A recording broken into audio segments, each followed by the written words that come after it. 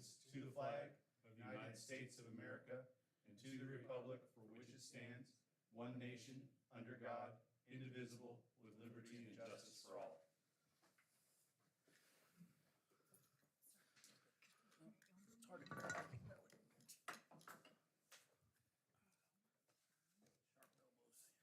Could I get a motion approval of the agenda?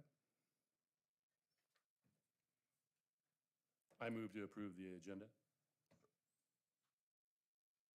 I'll second the motion. All in favor? Aye. Any opposed? Comments from the public? Chris, I understand we don't have any today? Board business. So kind of circling around to make sure everyone understands what the plan is with listening sessions and board meetings. Superintendent Gardner, please keep me honest if I'm not saying this correct. Once a quarter, we're going to do a listening session out in a school, and we also plan to do a board meeting out in the district once a quarter. So that would be 4 per year, so 4 listening sessions and 4 board meetings that are out in the public in one of the schools. That has been promulgated, and it's well out a year in advance. Last couple board meetings, we haven't had any comments from the public. If we have more interest and more people that want to talk about topics, we'll add to that schedule. But as of right now, we have 1 a quarter. Next order of business is the board governance calendar. Point of order. A motion. Oh. Could we get a motion to approve the listening session and board meeting locations? I move to approve the school site board meetings and listening sessions and locations as presented. I second that motion. All in favor? Aye. Anyone opposed? Just, I reserve the right to hold a listening session with my area, if you will, outside of this schedule, should I feel like it is necessary and appropriate. Yeah, if there's more demand, I think we're all in agreement that we will hold more listening sessions for sure out in the public. Okay, next order of business is the board governance calendar. This is just a draft. We did the same thing last year, and it just gives us kind of a guideline on when certain things need to be done. Superintendent, would you talk to it a little bit? Yeah, I'm trying to pull it up here real quick. But if you'll take a look at the calendar itself, it's got several things that are occurring in that calendar. Andy, if you could move your mic a little bit. You can see the different columns in the calendar. You'll note recognitions are on there. We have included all that we are aware of. Chris did that. If the community were to bring some other formal recognition proposal to us, we would consider that and move that into next year's calendar.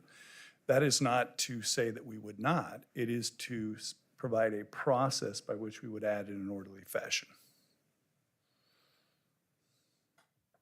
We just don't want someone to come to the meeting, for example, and say, how come you didn't do this or whatever. It would not be our intent. It would be our intent to incorporate that in an orderly way.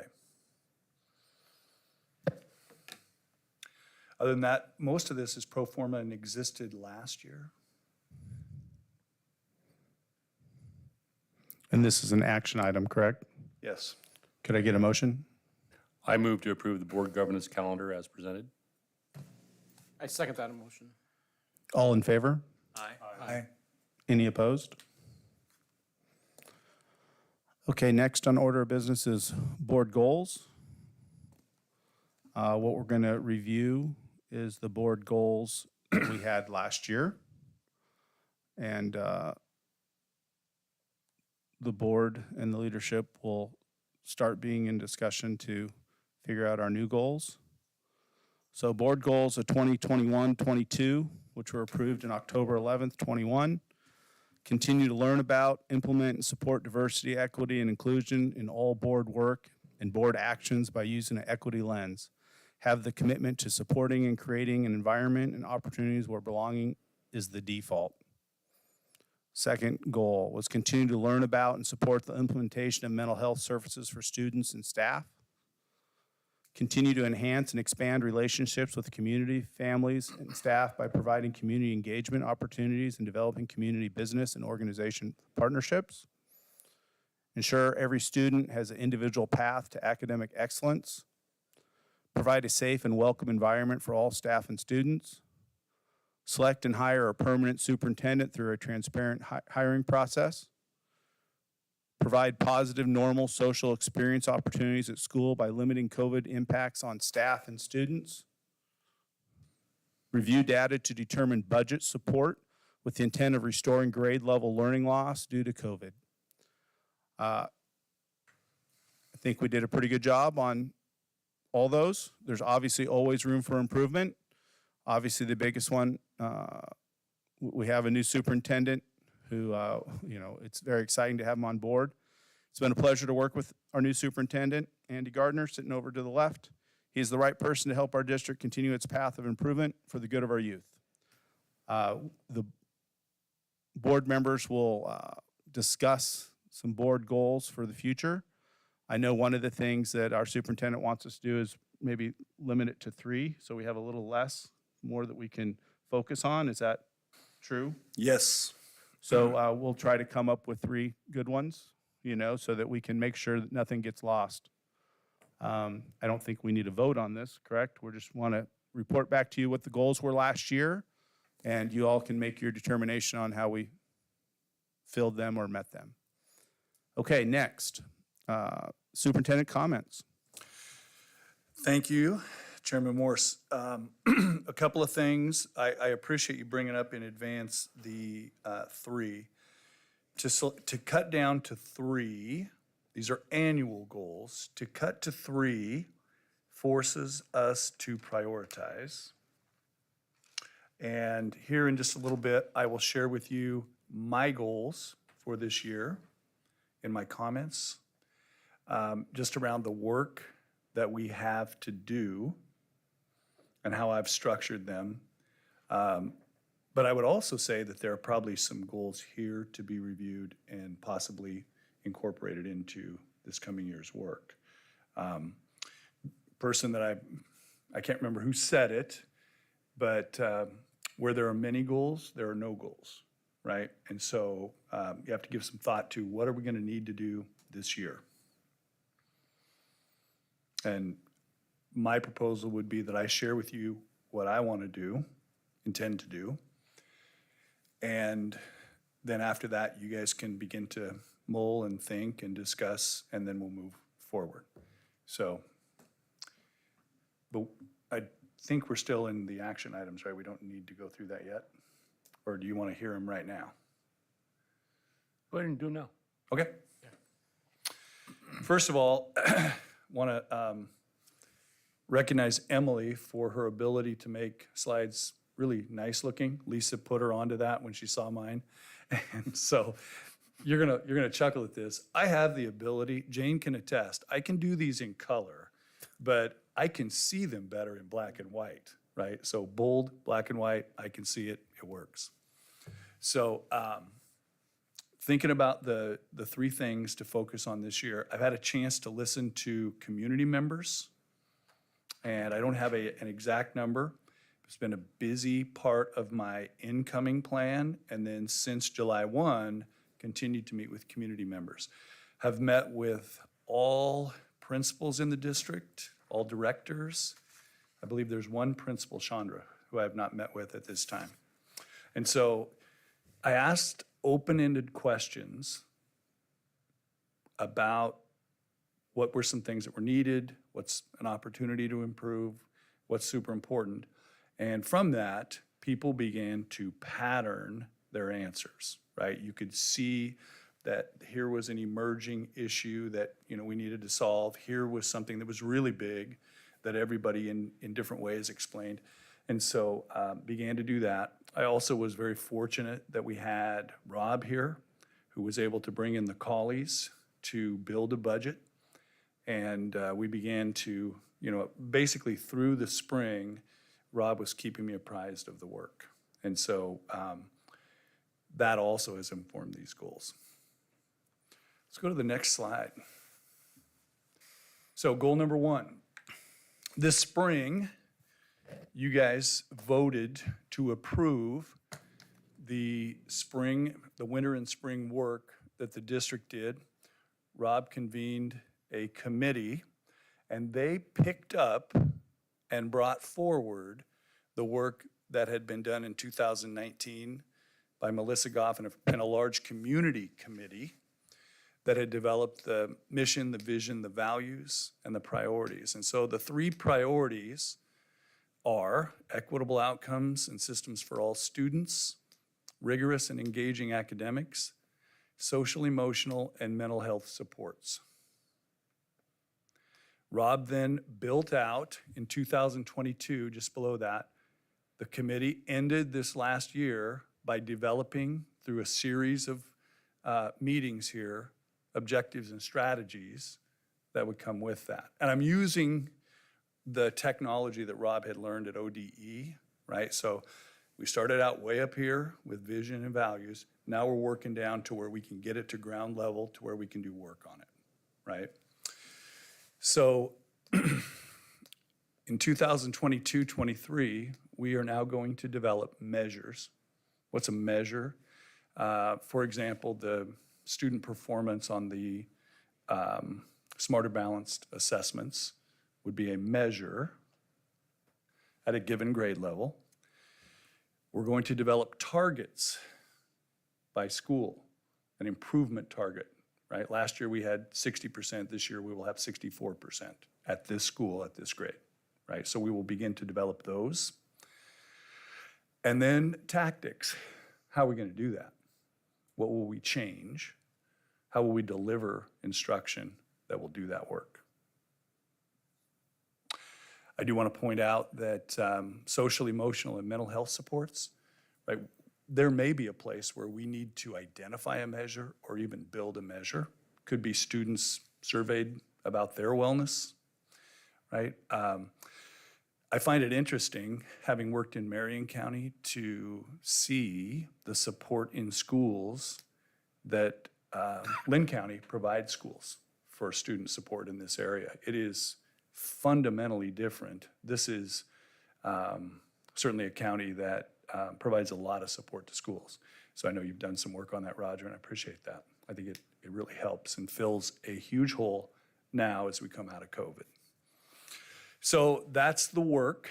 And then we're going to set annual goals on these in a normal improvement cycle.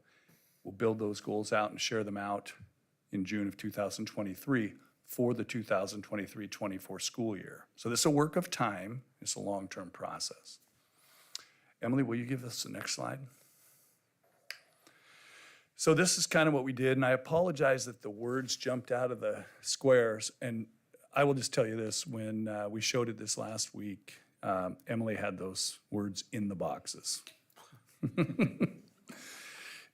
So just at our district retreat, we spent some time reviewing those, understanding the work and how it fits, and begin to work on measures, tactic, outcomes, and supporting priorities. Really beginning to establish process goals. In other words, how soon can we get this? You guys saw I think a sheet from Rob that said we'd have this by January, and we're going to work towards that. And we'll see if we can deliver it by then, but at the least, we will tell you exactly what we have accomplished by then and how soon it will be before we're completely done.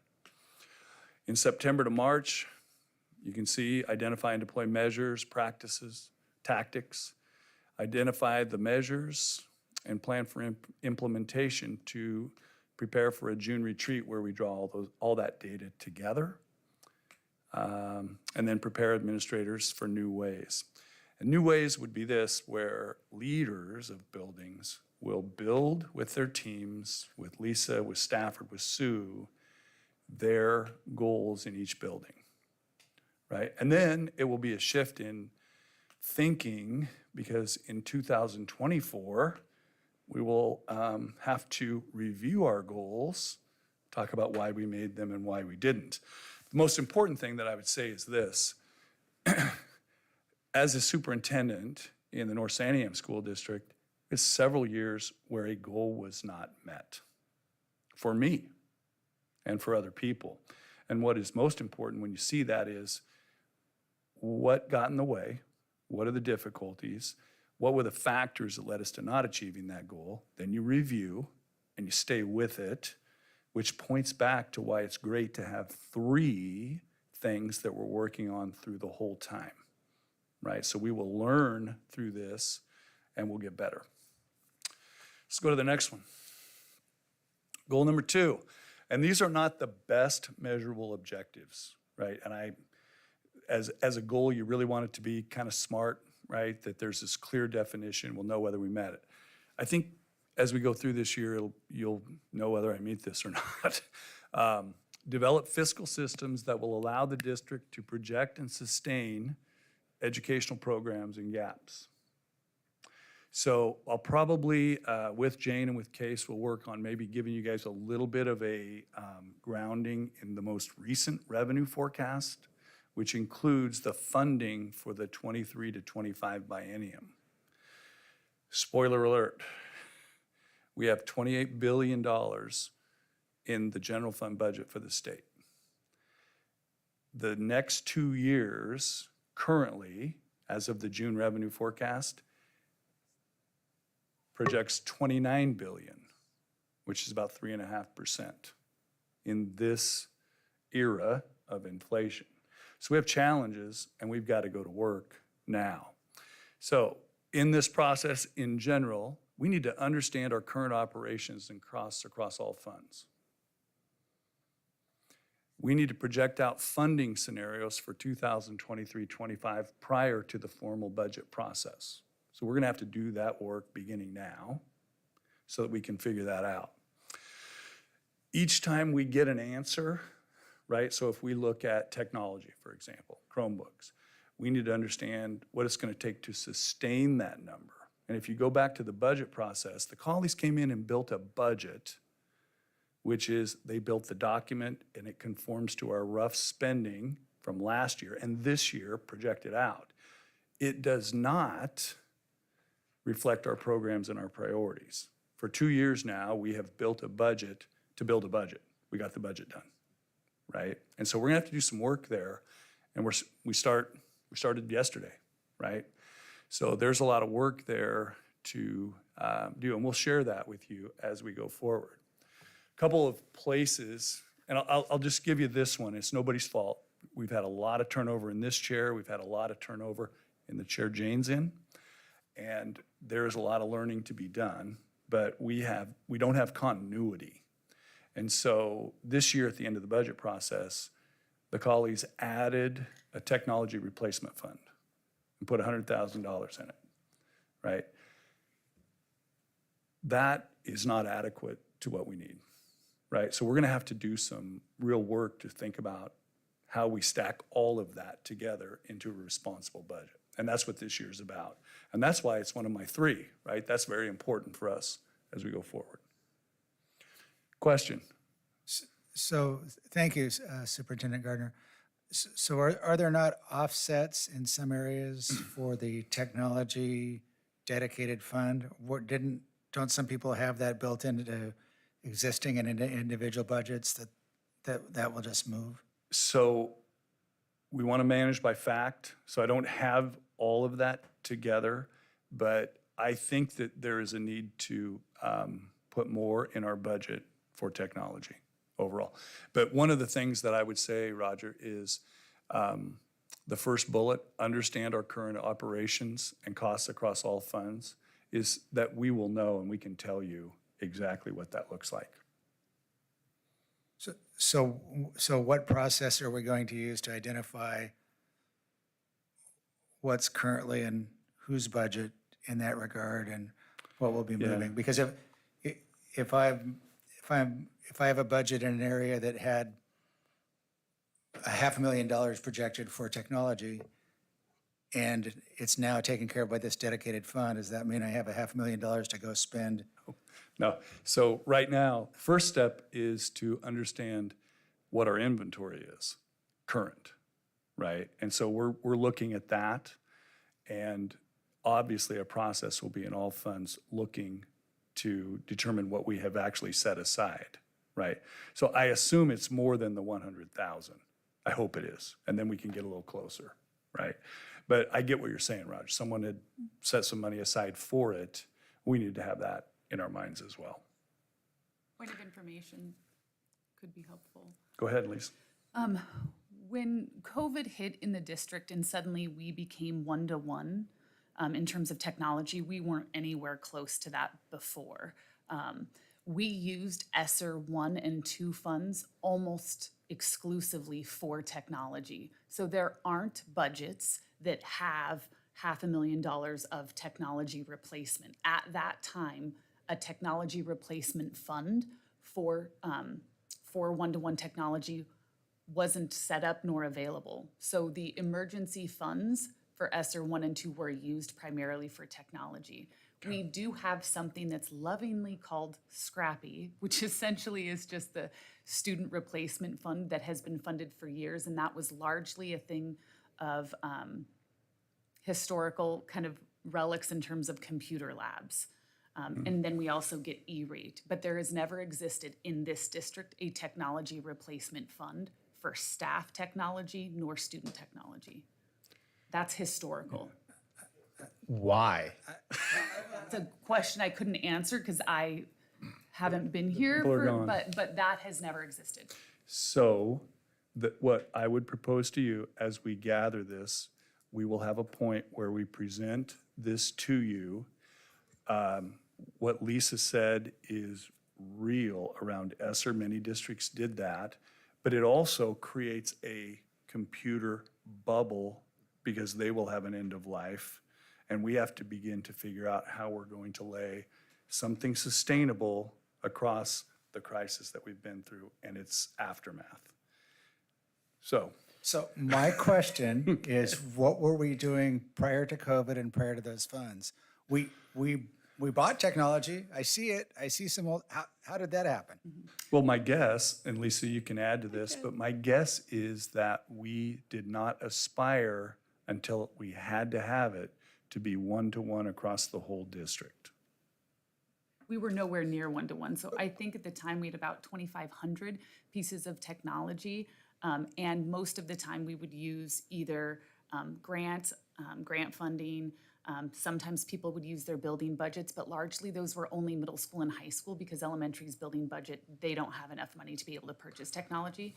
And in some instances, Title I. But the district largely was only responsible for maintaining the student computer labs and making sure that they were on a 5-year replacement cycle for technology. Okay, but even that happened. Yes. It was in somebody's budget somewhere. Maybe it was just grant money. I don't know. I'm troubled by what I see here as a budget cliff based on one-time revenues that we had agree. and now we don't. So that's why we're starting budget right now, right? We've got to know and be really thoughtful about this. And Roger, here's the spoiler alert. We will probably have 3 or 4 things that will require us to really think about how we incorporate them. You know, there will be other areas of expenditure where we have to shift that thinking to more of a long term. Well, I support having the fund and doing that. Yeah. But we don't just print money. Yeah. Sustainable obviously means that we're going to have to, really be thoughtful about what we're doing. Question. So all the students have this now. What has been the track history of damage and lost? And I mean, what kind of factor is that? It's a significant factor with kids, for sure. We are working right now on building a process. We have kids who have them this summer, and we are going to inventory those, figure out what we have so that we can then begin to plan for what we need. So this is partly my ignorance on this topic, but I mean, I know when I've had computers at work and things like that, you signed for them. Is that something that happens, or do we just hand out computers? I mean, do we know where these computers are? My sense in listening today to Rob at the nuts and bolts meeting this morning is that schools have checked them out. Of course, you don't, there's some challenge sometimes to getting them back, and sometimes what you get back is not operable, right? So there's going to be attrition when we send them home Sure. like that. So I couldn't tell you yet, but we will report this out as we learn about what we have going forward. And we will be very clear with how we will get them back and keep inventory. Yeah, we have to, we have to have an idea what's going on here and who's giving them back and who's not. Yeah, I think I talked with Shannon the other day about this very thing. If we need 3, we probably need 4 just due to the attrition to one of the 3, right? So, and we experience that in our district. There are just, there's a lot of wear and tear when kids have them for months. And so how is it determined what kids keep them over the summer? I couldn't answer that. I guess go ahead, Lisa, sorry. Could, if you'd Yeah. like. So, so at the elementary level, those Chromebooks are in carts that stay in the classroom for each teacher at each grade. For the middle school and the high school, they take them home back and forth. So before school was out, we had all of the 8th graders turn theirs in because they will get checked out new ones as 9th graders, obviously all of the 12th graders as well. And then 5th graders aren't coming with one because they stayed in their classroom cart. All of the other middle schoolers and high schoolers, we said, hey, if you're taking summer school or classes, you can keep it. If you don't want to keep it, or you think something is wrong with it, or you just, don't use it because you have one of your own, you can check that back in. And then at registration, a week before registration at both middle school and high school, their Chromebooks will kind of be turned off, like we can turn off all service to them so that they will bring them back in each student to recheck out the Chromebooks that they have. And incoming 9th graders will get checked out a new one, and then incoming 6th graders at their level will also get checked out a new one. So I just gotta ask, for kids who have smartphones and are comfortable using a smartphone as compared to a tablet, why couldn't they just use their phone? I could answer. Go ahead, Lee. Yeah. So it's very difficult to access like Canvas to do any reading and certainly to type anything out. So if you had to type out an assignment or a short answer or anything, it's a lot more difficult to do on a phone, certainly, than it is on a laptop.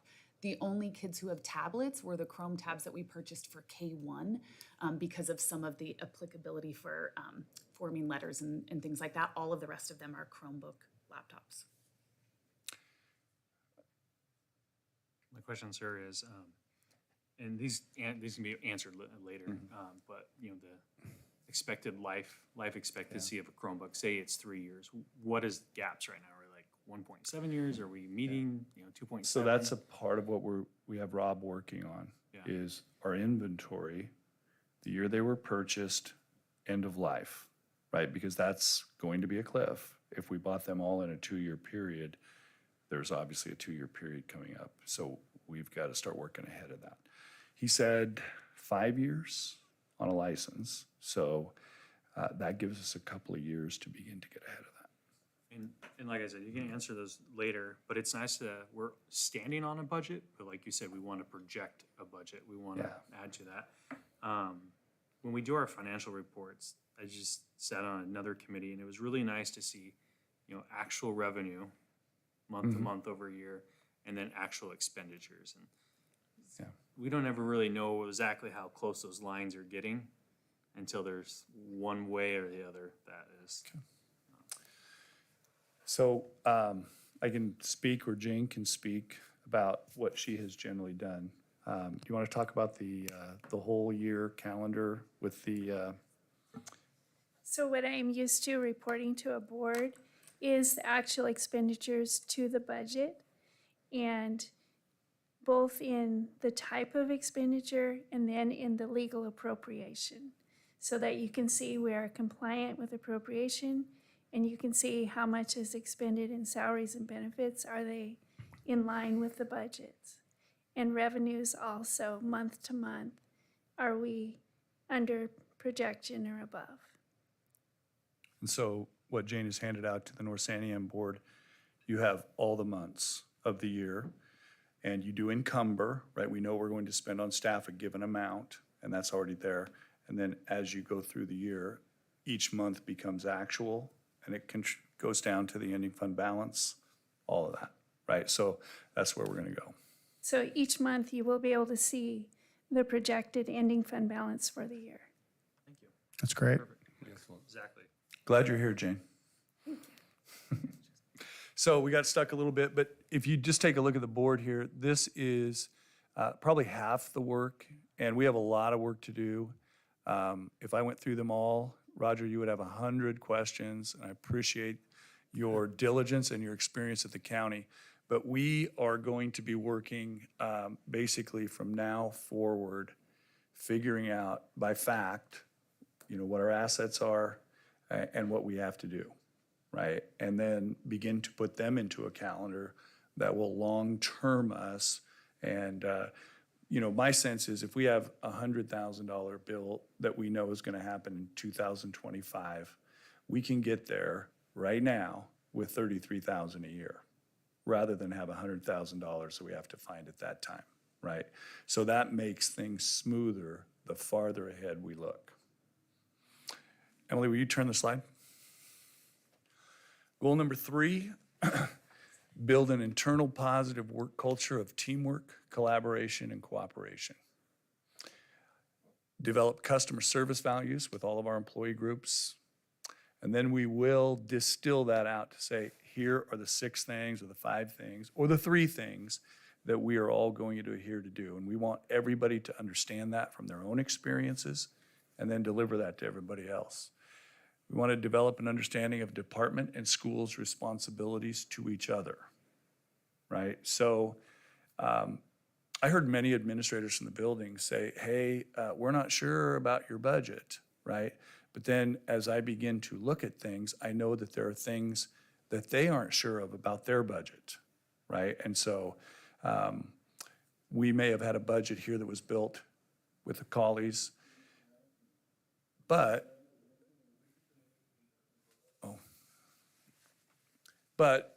we know that the schools were not always clean in terms of their purchasing, knowing where their budget stood. And so we have to have them be clean and us be clean and responsive to each other.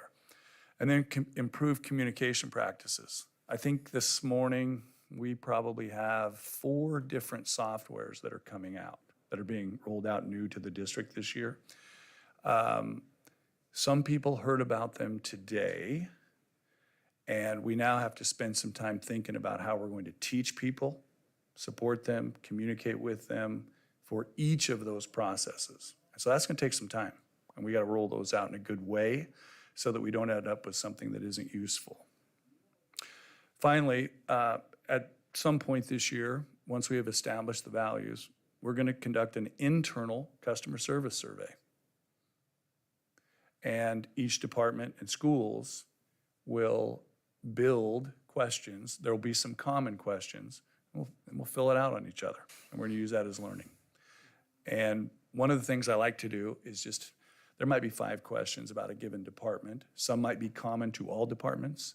Then there's gonna be a couple that maybe let's say it's Doug in facilities. There might be a couple questions that are specific that he wants to learn about. And then I like to have an overall satisfaction, right? It could be 1 to 10. And 50 people fill it out and you get an average and it might be a 5.6, right? Well, next year, even if the questions changed a little bit, we'll still have that overall satisfaction number and we can see improvement in that over time. Okay? And directors will also set 3 goals. They may not be related always to the strategic plan, but they will have 3 goals, and we're gonna get better. Emily, could you turn the slide? So this is just overall where we want to be in a year, right? That we would have an annual goals process, that each June we gather up the satisfaction survey, we gather our student results, and then we set goals, right? And there'll be other measures. And then we share them out in August. So the leadership retreat would look different next year because people will be sharing goals, reviewing then in the following year, and then setting goals. And then in September to December, January to May, we will be working on those and sharing it out. And hopefully we can begin to incorporate some of our progress on these goals when principals present to you, right? So it's not just the same, hey, here's what we do as a school, here's how many people work here, but here's what we're doing for the outcomes that you guys have adopted, right? And so that would be the shift. And then we get back to June and we evaluate them and we do it all over again.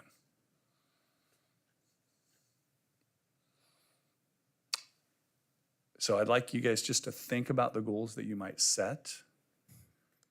I think that you guys have a different facing than principals do, probably even than I do, right? So the third goal is an internal goal for me within the district and our work culture. But that might be something that you think about in terms of community. Questions, comments?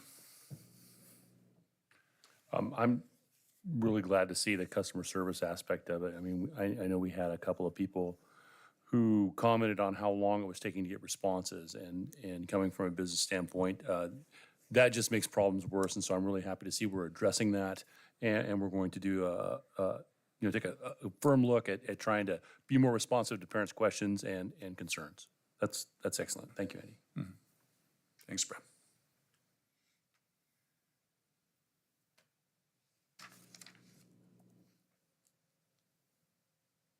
Anything else you had? That's it. Just think about three.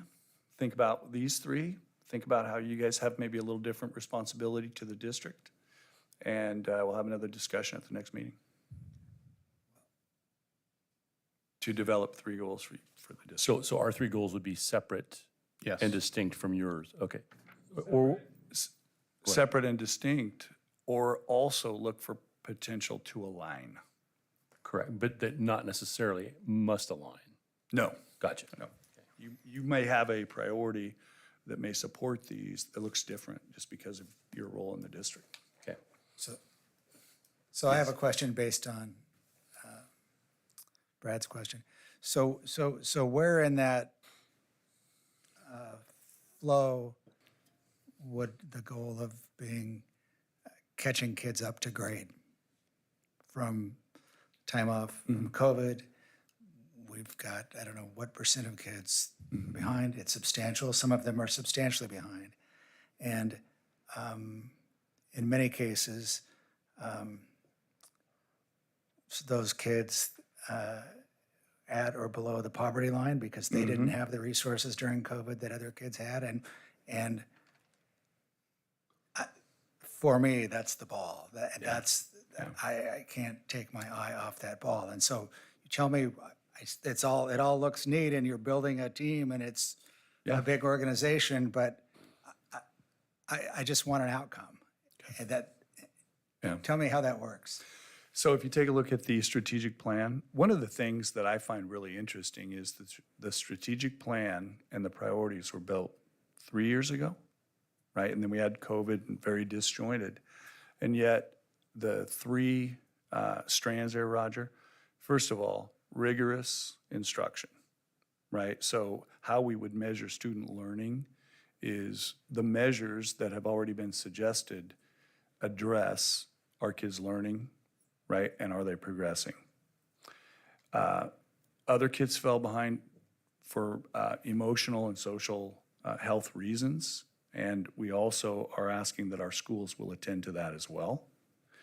And then the equitable outcomes, students of poverty, students of color, by statistically, and this is from Cole Gill in virtually every meeting, fell behind at a higher rate, right? So we must be aware of that and do what we can there. And so, yes, all of those, we want to have something that measures it and shows us how we did.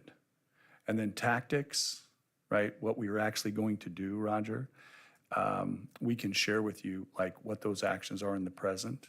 And then each year you will know how we are doing with those and if we are modifying those or finding something new. Okay. So, You don't sound like you're completely sold. well, so, we've been talking about this for a while, a year, and so,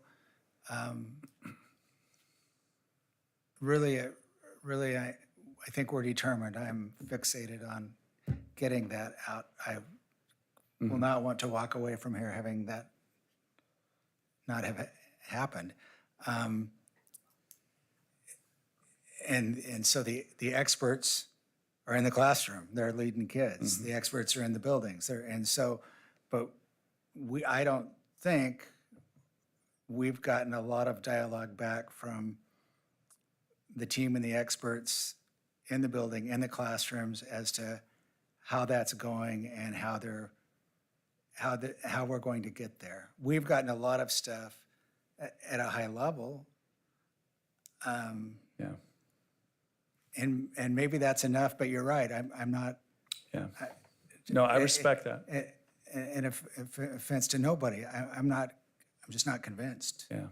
And school boards and superintendents and education leaders all over this country, I think, should not be convinced. So the other day, the second day of our leadership retreat, and I really want to save a lot of that for my comments, but we had a equity trainer who made the comment. He goes, equity is really important, but I will choose the school that is going to teach my kids to read, right? And so those are inextricable. They relate to each other. So does the mental and emotional supports, right? Because we can lay out perfect lesson plans, right, that meet the needs of the kids there.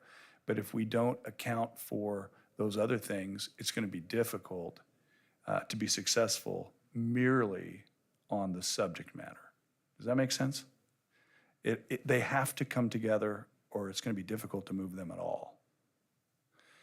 But yes, we will have learning objectives, and I am more than happy to have multiple people here talking about what we're doing. What is our strategy? What does it look like in a classroom? I think that would be great for a board meeting. Bring it further down into the classroom. I yield. Thank you, everybody. Well, and that's a conversation that I would hope we will have ongoing from now forward. Thank you. Well, it's a lot of conversation we've had, because Rob really sold us on QTEL and MCSS and that we were doing things in the right steps, but I would just like to know where the trigger points are. If kids get back to school in September and they take their first DIBELS test, and we realize that at a couple of our schools, we lost a lot of learning over something. You know, what is there an action or reaction to that? Yeah, and I think that things are organized. I think the gap is that we have not always shown that to you by those people, with those people. And so that's what I would propose that we would do, that we could have kind of a state of here's what we see, here's what the plan is in the school right now, here's how we've adjusted it, if that does occur, right? I mean, So- we've have hundreds of more employees that work at the district now than when I was elected. Hundreds of employees. But we see, and our employees did the best over COVID. But we didn't see a huge jump from last year in our processes. And I take it back to a lot of parents just say, you know, my kid didn't pass this grade. My third grader didn't pass third grade. Why are we going to fourth grade? And I think that topic has come up multiple times. And I understand there's consequences of retaining a student, but I had to pull my student from the district to do that. And now the kid's on track. There's options that we've handcuffed ourselves with, and that we really need to be able for parents and administrators and teachers to work together, because we are far behind in a few spots. And like you said, economically challenged, diverse schools are hit the most. Yeah. Thank you. Thank you, gentlemen.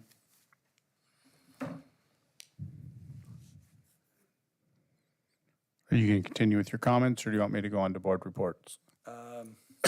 This is my comment section? Yeah, I do want to talk a little bit. We had a fire yesterday at West Albany. Thank you, Mr. Morse, for your daughter's help in spotting that quickly. Occurred in the grandstand, and I want to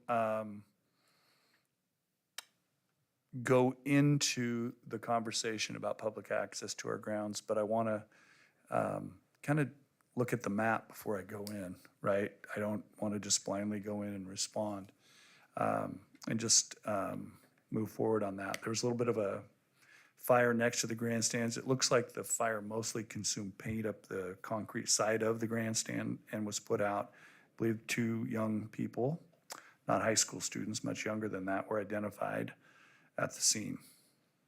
So beyond that, we have a new grant, Latinx Student Support Grant.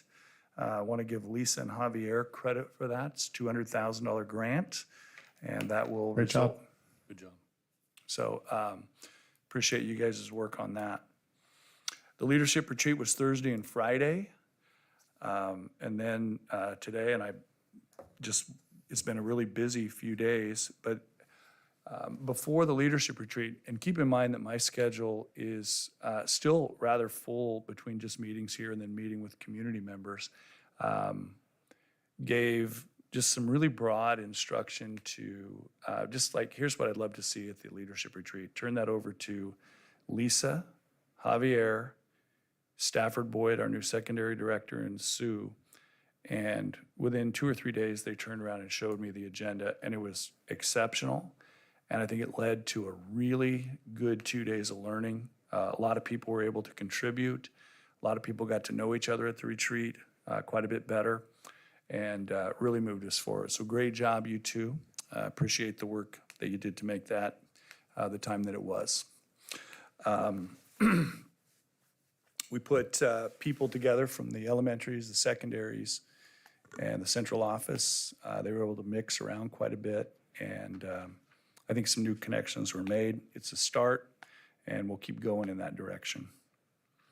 Had a nuts and bolts meeting this morning, and emerged from that thinking, I hope we keep our building secretaries because there is a lot of independent work going on, and so much of that funnels through them. They are the processor of the whole outfit. And so we're going to have to just check and see. We do have a conversion this year, Synergy, which is our whole student system. LBL system is aging out, and they are going to take all of us within the region into Synergy, and that work falls on building secretaries. And so we're going to have to really be thoughtful about the load that we're going to put on them. One thing I did tell them today is that our first lockdown drill of the year will be before November 1st. So all buildings will have a lockdown drill before then. It's important to note that in talking with parents, focus group, students of color, that they have really come through and processed, and they want to be notified. Well, we can notify on a drill, and we will definitely send out, hey, we're having a lockdown drill on this date. We are working right now to make sure that the Albany Police have entry cards for buildings so that they can enter. And where we can, we will have a police officer there to help understand the building better, give us feedback about the drill so that we can begin to bond there. Uvalde was a clear and present warning that we need to be vigilant, that we need to be partners with the police, and that we need to, when they have to respond, can respond quickly and efficiently to our buildings. But we also have to, as we do the work, make sure that we bring people along with communication about when it's going to happen so that they can help their kids to understand why it is happening and move forward. Because safety is our first job as we do the work.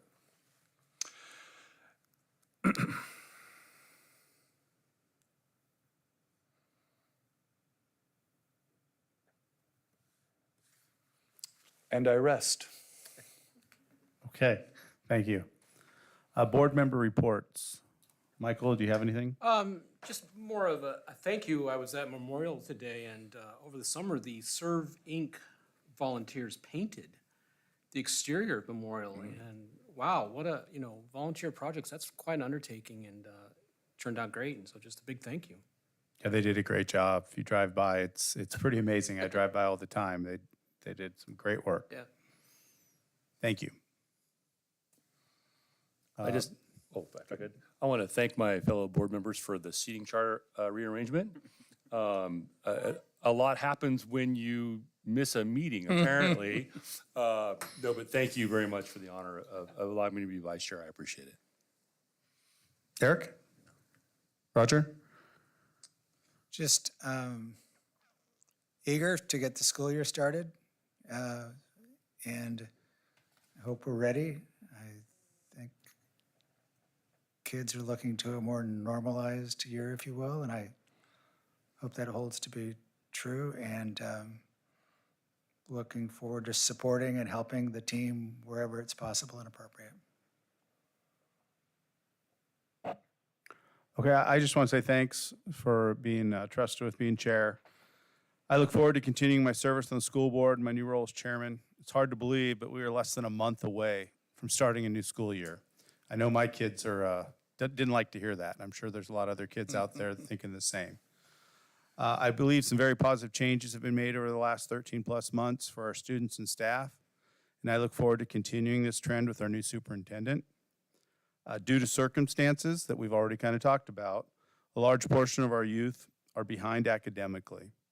In order to catch up, I believe we also need to work on improving behavior and expectations in all our schools to create the best learning environment for everyone.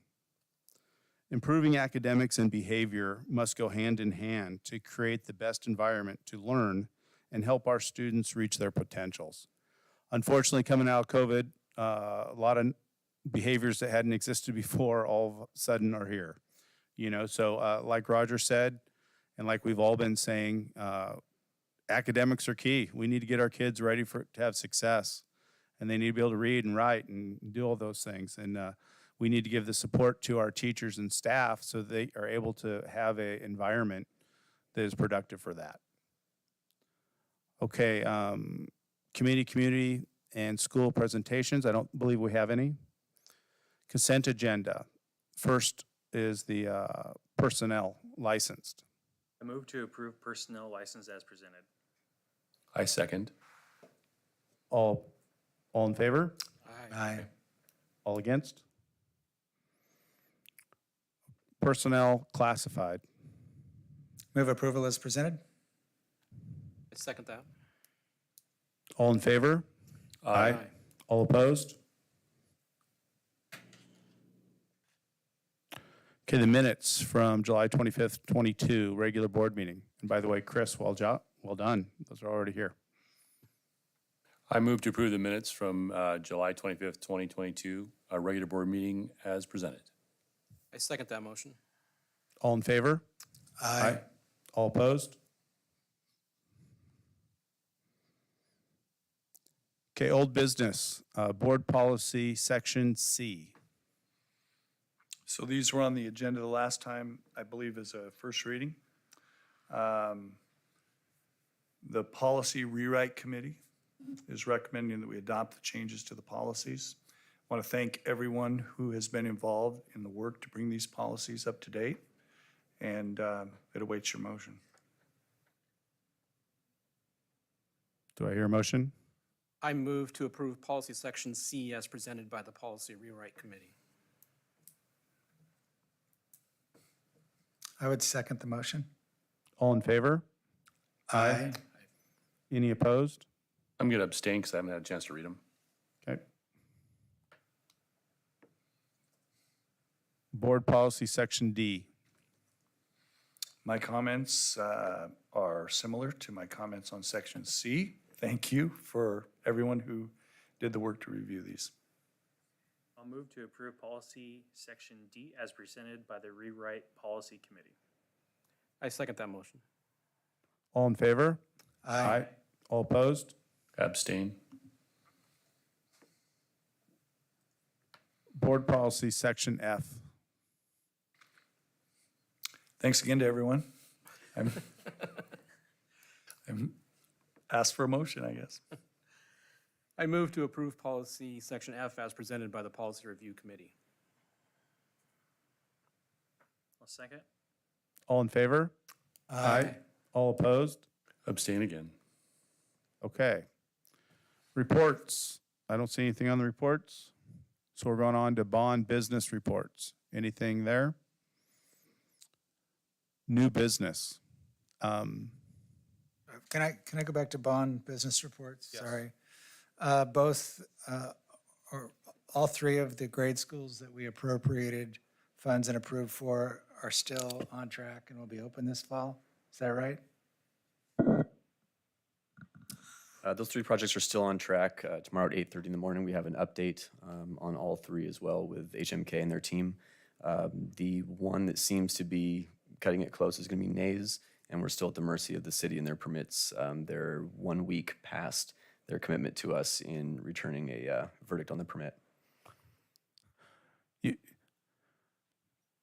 Hopefully we can do something about that. You would think they would be willing to work with us. So do we need a phone call or, I mean, what needs to go on, Andy? Chris can attest, Matt Rutgers' number is on my desk in there, and that's first. Not throwing a item. stone at you. I'm just like, how? No, so I did talk to Doug today, Doug Pigman, who said, once we have the permits, it's about a week, right? So, meaning he believes that the work can happen once permitted on a fairly short time frame. So tonight is the 8th of August.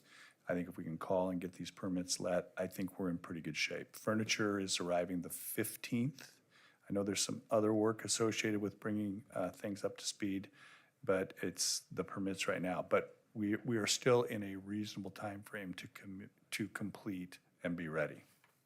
That's great news, but please let us know if we need to start making phone calls. Okay. May I request that we get an email update once you know more information? Thank you. Roger? If I could add one thing, Director Nyquist at the last board meeting requested a monthly update on the Central project. We're targeting to give you that on the August the 22nd board meeting. Okay, so any more business on bond business reports? Okay, new business. Are you going to share with us your research with stadium stuff? Is that considered new business or no? Stadium stuff. Oh, the fire, You I mean think. with community use of our facilities? Yeah. So I honestly just have not had any Sure. right to suspend. But what I would propose is that, Chris shared with me today just a comment that we have moved back and forth on this over time. We have. And in the process, been able to please maybe a small majority, I don't know. But there are going to be frictions either way. I just want to understand Sure.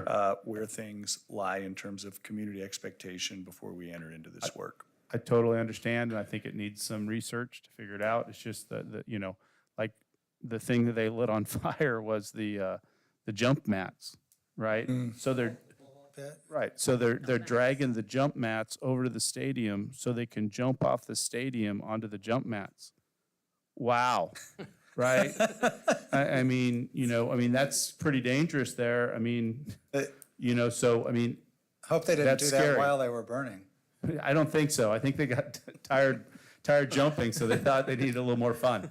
But I mean, there's been things going on there that are pretty scary from a, safety, wellness of our children and, also liability, and we want to keep it open. That's the best thing possible, but it doesn't seem like it's being treated with respect. I mean, it's almost been a playground and no one's watching on the playground. Was this on Sunday? It was. Between the district's own activities and other community activities and the neighborhood, I mean, there are people there during the week. Sunday's probably the only quiet day. I drive by it Yeah. 2 or 3 times a day. I can tell you about a third of the time I go, what the heck is going on over there? From motorcycles being out on the thing to, it's like, okay. Oh, the gravel? Oh, okay. No, out on the track. Oh, No way. okay, that's a problem. That's a problem. You know, so I mean, it's an open space, you know, and my own opinion is we need to decide if we're gonna keep it open, we need to have someone watching it. And that's an unfortunate truth, but I think it's just where we're at. And yeah, one of my concerns is apparently the mat being moved over and people jumping off it has been occurring for a while now. And How do you know? Oh, no. I was gonna ask you how you knew that. well, but I was informed that that was the case. And if that is the case, I'm wondering about the liability not only to the district, but to us as we have this problem being made aware to us. And if we don't take corrective steps, then we have some potential for liability if someone were to jump off that roof to try to hit the mat and miss. Now, to be clear, they're not jumping off the roof. Well, okay. Okay. don't know. The story's growing here. Okay. From a height, Yeah. from an unknown height. But it's, you know, we need to take a real serious look at how these are locked up and, you know, try to keep the shenanigans under control. So you opened the door, Superintendent. For feedback, community, I'll give it to you right now. Those are the public's assets. The public, I think, expects access to those assets. Having those things locked up, I don't think is in the long-term best interest of the community or the school district for a number of reasons. There are a number of things that we could do that maybe we're doing, maybe not. The first is more surveillance cameras, maybe monitored surveillance if we have to do that. We have neighborhood watch groups. Maybe somebody can adopt, I assume it's the properties mostly at the two high schools you're referring to with the track. And I used to run around those tracks, and it was, I didn't see motorcycles on the track or people jumping off but it's open space for the community. It's family time. It's just, if we have to enter into a contract with a security company, if we have to do something with the police department, or I would hope there's a list of 99 individual or cumulative actions before we get to the point that that we have to lock those things down. Oh, my comment on locking it up was the mats themselves, not necessarily the facilities. I didn't, because the mats themselves are not tied down in any way, and they can cart them freely around. And so that's what I had meant, not the facilities themselves, although that may be a unfortunate possibility in the future, but Just if we can't things to control look into. Okay, so any other new business? Well, wait a minute. So my question is, All right. we've got this problem, we had this ongoing problem. What are we going to do tomorrow? I mean, could we at least get some help, or at least put it in an ask with APD in the short term that it's some. Yeah. So I the don't mats are have taken care a of. great handle on exactly where people are entering or what you can see from the street. But I think that there is an equal value, certainly against vandalism. I don't know about risk like this, that actually multiple people using a track, for example, through a day is a deterrent as well, right? So a lot of people. Right, because when I was running pretty fast, and they didn't want to get run down by me. I'm just And it sounds like we need to probably figure out how we're gonna buy a high jump pit that's been damaged. But then I don't know, we'll have to figure out why it would still be out, in August, right? Because I think most summer track even would be done by the 15th of July. So we'll have to just think about what that looks like too. Okay, any other new business? Future agenda items? Other business? Okay. Go I ahead. move we adjourn. All in favor? Aye. Any opposed? Thank you, everybody.